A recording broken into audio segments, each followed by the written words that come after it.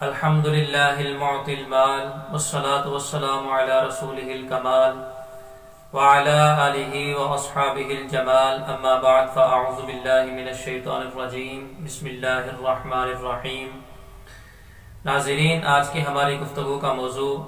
کہ بعض اوقات انسان کے لیے صدقہ دینا بھی گناہ کا کام ہو جاتا ہے، اس کے اوپر گفتگو کرنے سے پہلے ہر انسان کو کوشش کرنی چاہیے کہ وہ اللہ تعالیٰ کی راہ کے اندر اپنے اموال کو صدقہ کرے۔ اگر اس کے مال کے ساتھ زکوٰۃ کا تعلق ہے تو زکوٰۃ لازمی طور پر ادا کرے، بصورت دیگر وہ اللہ تعالیٰ کی راہ کے اندر صدقہ و خیرات کرتا رہے کہ احادیث کے اندر اس کی بہت زیادہ فضیلت اور برکات موجود ہیں۔ چنانچہ حدیث شریف کا مفہوم ہے کہ سخی اللہ کا پیارا ہوتا ہے اگرچہ گناہ گار ہی کیوں نہ ہو۔ تو صدقہ کرنے کے لیے ہمیں اس چیز کا بھی لحاظ رکھنا چاہیے کہ ہم جس شخص کے اوپر صدقہ کر رہے ہیں یا جو بندہ ہم سے سوال کر رہا ہے یا جو ہے وہ صدقہ مانگ رہا ہے، آیا وہ اس چیز کا مستحق ہے بھی ہے یا نہیں۔ باقی یہ کہ صدقہ دینے کے اندر ہمیں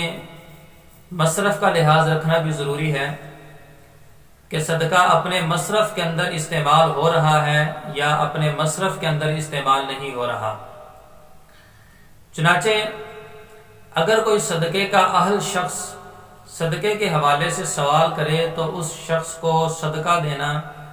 یہ بالکل درست ہے، اور ایسی صورت کے اندر صدقہ اور زکوٰۃ کی ادائیگی بھی احسن انداز کے ساتھ ہو جائے گی۔ لیکن اگر کوئی شخص ایسا ہے کہ سوال کرنا اس کے لیے حلال نہیں، جسمانی طور پر وہ تندرست شخص ہے، کمانے کی اس کے اندر صلاحیت موجود ہے، لیکن اس کے باوجود وہ شخص لوگوں سے سوال کرتا ہے، حالانکہ ایسی صورت کے اندر اس شخص کے لیے سوال کرنا درست نہیں ہے۔ تو ایسی صورت کے اندر جب اگلے بندے کے لیے سوال کرنا درست نہ ہو تو اس کا مانگنا بھی شرعی حوالے سے جائز نہیں ہوتا۔ معیار آپ اپنے ذہن میں دوبارہ بٹھا لیں کہ وہ شخص کے جو کمانے پر قادر ہے، صحیح و سلامت ہے،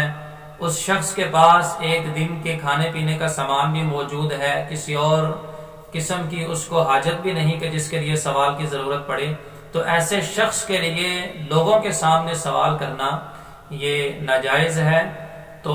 ایسے شخص کو دینا بھی شرعی حوالے سے جائز نہیں ہے، کیونکہ وہ سوال کر کے ایک ناجائز کام کا مرتکب کر رہا ہے، اور آپ اس شخص کو صدقہ دے کر اس کو ناجائز کام کے اوپر اس کی مدد کر رہے ہیں۔ اس لیے علماء نے اس چیز کو ناجائز قرار دیا اور اس مسئلے کی صراحت بھی فرمائی۔ چنانچہ مفتی امجد علی اعظمی رحمۃ اللہ علیہ نے زکوٰۃ کے مصارف کے بیان کے اندر مسئلے کی صراحت کرتے ہوئے ارشاد فرمایا کہ جس شخص کے پاس کھانے کو ہے یا تندرست ہے کہ کما سکتا ہے، اسے کھانے کے لیے سوال کرنا حلال نہیں، اور بے مانگے کوئی شخص اسے دے دے تو اس کا لینا جائز، اور کھانے کو اس کے پاس تو ہے مگر کپڑے نہیں تو کپڑوں کے لیے وہ شخص سوال کر سکتا ہے۔ یوں ہی اگر جہاد یا طالب علم دین میں مشغول ہے تو اگرچہ وہ صحیح و سلامت ہو، تندرست ہو، تو اسے سوال کی اجازت ہے۔ جسے سوال جائز نہیں اس کے سوال پر دینا بھی ناجائز ہے اور دینے والا گناہگار بھی ہوگا۔ لہٰذا ہمیں اس چیز کا تھوڑا سا لحاظ کرنا ہوگا۔ ہاں، ایسی صورت کہ سائل کے احوال، اس کی حالت کے بارے میں علم ہی نہیں ہے کہ اس کے حالات کیسے ہیں، اس کے پاس ایک دن کے کھانے پینے کا سامان موجود ہے یا نہیں ہے، تو اگر کوئی شخص اس کے حال سے بے خبر ہو اور ایسی صورت کے اندر وہ شخص کو دے دے تو دینے والا گناہگار نہیں ہوگا، اگرچہ لینے والے کے لیے سوال کرنا درست نہیں ہے۔ اللہ تعالی ہم سب کو علم نافع عطا فرمائے اور شریعت محمدی صلی اللہ علیہ وسلم کے مطابق زندگی گزارنے کی توفیق عطا فرمائے۔ الآن انا ابین بمسألة هذه في اللغة العربية يا أيها المسلمون فاعلموا أن الصدقة واجبة كان أو نافلة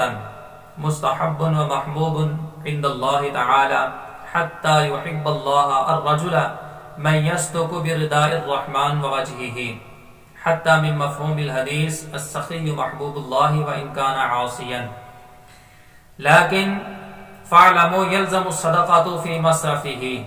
إن كان الصدقة في غير مصرفه لا يؤدى وفي صورة يعصي وهي أن يؤدي رجلا صحيحا مكتسبا والمعطي يعلم بحاله يأثم لأنه إعانة على الحرام لأن السائل لا يجوز له السؤال كما صرح بهذه المسألة